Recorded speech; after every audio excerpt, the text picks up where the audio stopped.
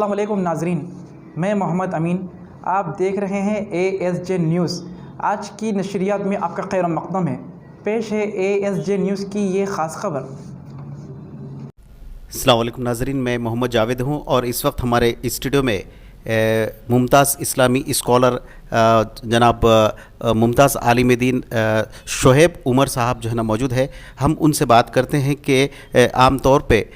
جو ہے معاشرے کے اندر اتنی شراب اور ایسے نشہ آور چیزوں کے ذریعے کئی ایک تباہ کاریاں ہو رہی ہے، تو ہم یہ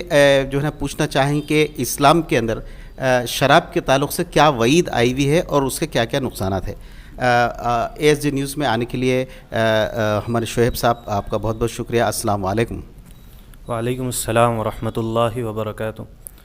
شعیب صاحب، سب سے پہلے میرا سوال یہ ہے کہ اسلام میں جو شراب کے تعلق سے جو وعید آئی ہوئی ہے اور اس کے جو نقصان آپ صلی اللہ علیہ وسلم نے اپنی امت کو خبردار کیا تھا، تو اس تعلق سے اسلام میں شراب کے تعلق سے کیا وعید آئی ہے؟ بسم اللہ الرحمن الرحیم، نحمدہ ونصلی علی رسولہ الکریم، اما بعد، اعوذ باللہ من الشیطان الرجیم، بسم اللہ الرحمن الرحیم، یا ایہا الذین آمنوا انما الخمر والمیسر والانصاب والازلام رجس من عمل الشیطان فاجتنبوہ لعلکم تفلحون۔ ایمان والو، بلا شبہ شراب، جوا،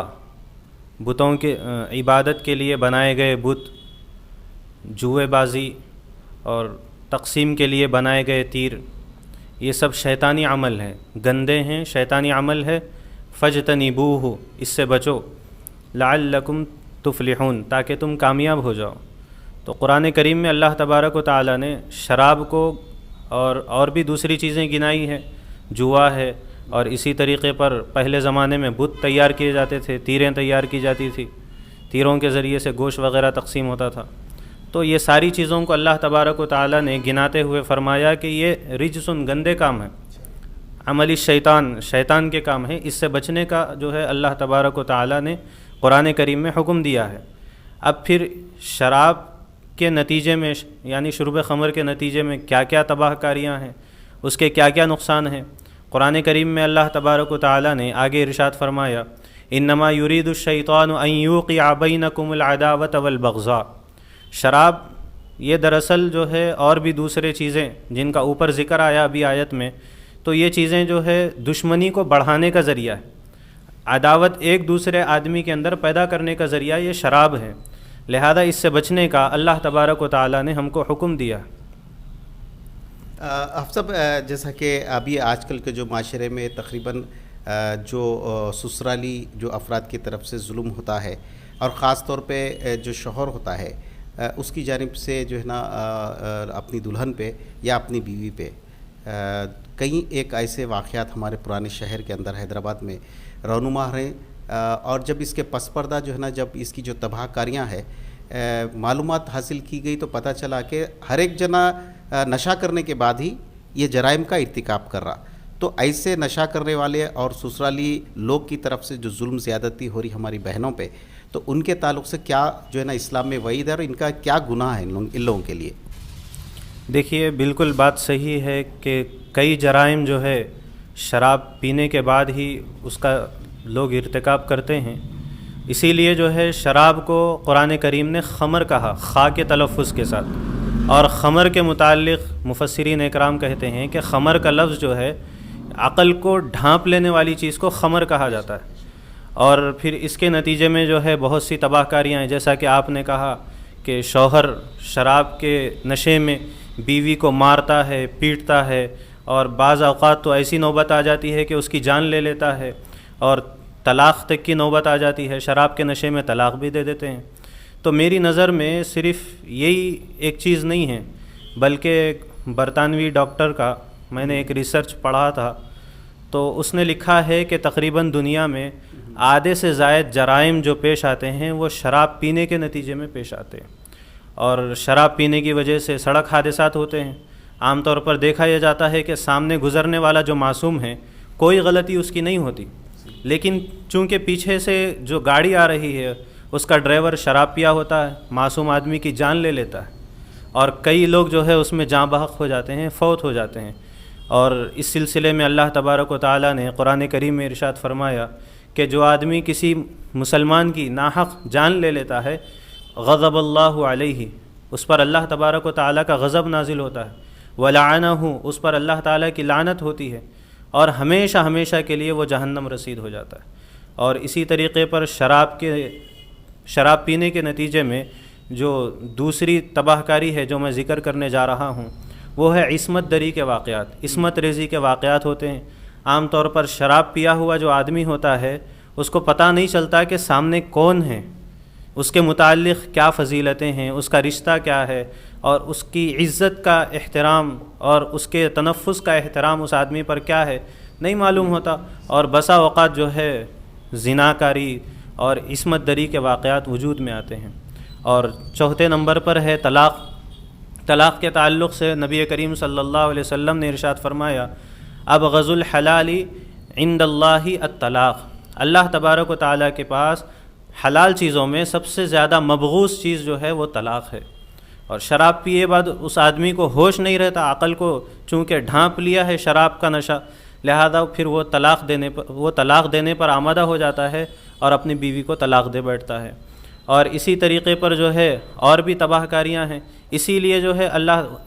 لیے نبی کریم صلی اللہ علیہ وسلم کی روایت میں پڑھ رہا تھا،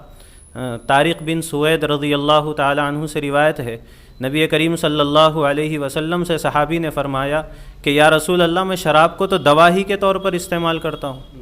آقا کریم صلی اللہ علیہ وسلم نے فرمایا کہ شراب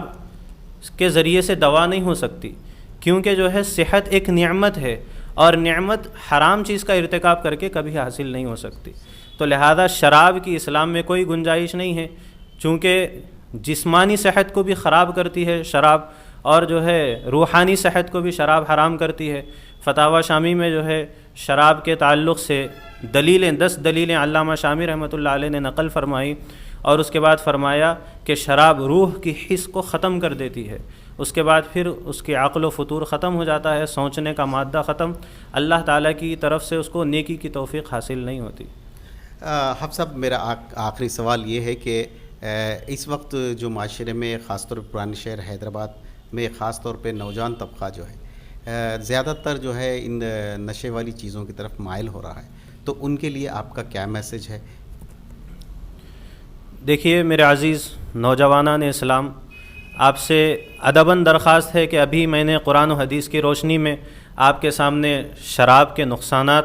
اور شراب پینے کے نتیجے میں جو جرائم پیش آتے ہیں وہ بھی آپ کے سامنے میں نے ذکر کیے ہیں۔ اب اللہ تبارک و تعالیٰ کی طرف سے جو ہے اب جو شراب کے عادی ہیں وہ اللہ تعالیٰ سے دعا کر سکتے ہیں کہ اللہ تعالیٰ ہم کو شراب سے نجات دیں۔ تو میری نوجوانوں سے یہی درخواست ہے کہ بجائے مزید جو ہے اس گناہ میں پڑنے کے اور اس دلدل میں جانے کے، اللہ سے توبہ کرنا ہے سابقہ زندگی کے اعمال پر، اور آگے زندگی میں کوشش کرنی ہے، کیونکہ من جدہ وجدہ، جو کوشش کرتا ہے وہی پاتا ہے، وہی حاصل کرتا ہے۔ اور قرآن کریم میں اللہ تعالیٰ نے فرمایا والذین جاہدوا فینا لنہدینہم سبلنا، جو ہمارے راستے میں کوشش کرتا ہے ہم اس کے لیے راستے ہموار کرتے ہیں، آسان کرتے ہیں۔ لہذا ابھی ہماری زندگی نے ہمارے ساتھ بے وفائی نہیں کی ہے اور ہماری سانس ابھی باقی ہے، توبہ کا دروازہ کھلا ہے، توبہ کریں اور امید کریں کہ اللہ تبارک و تعالی ہم کو شراب جیسے اکبر کبائر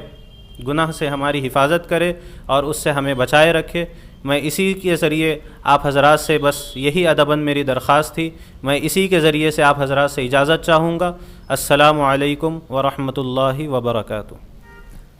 حافظ صاحب، ہمارے پاس آنے کے لیے بہت بہت شکریہ، اور اس امید کے ساتھ ہم اب وداعی لیتے ہیں کہ آئندہ اصلاح معاشرہ کے عنوان سے ایک نہ ایک عالم صاحب کا بیان انشاءاللہ جو ہے خاص طور پہ نوجوانوں کی اصلاح کے لیے،